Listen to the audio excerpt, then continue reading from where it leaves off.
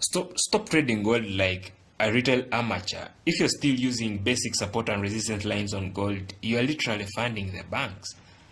Look at this clean retail level, support level here. Normal traders see this and this bounce, and blindly they click buys and place their stop loss right below the equal lows here, and boom, the bank marches through it.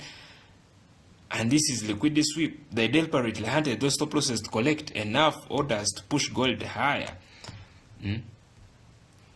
Once the structure shifts bullish, we mark out the institutional order blocks. We don't chase the market. We patiently wait for the price to return and tap our edge zones.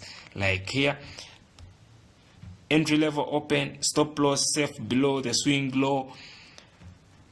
And look at the explosive reaction. A clean 1 to 4 risk to reward. So stop being the liquidity. Hit follow and comment gold to master this strategy.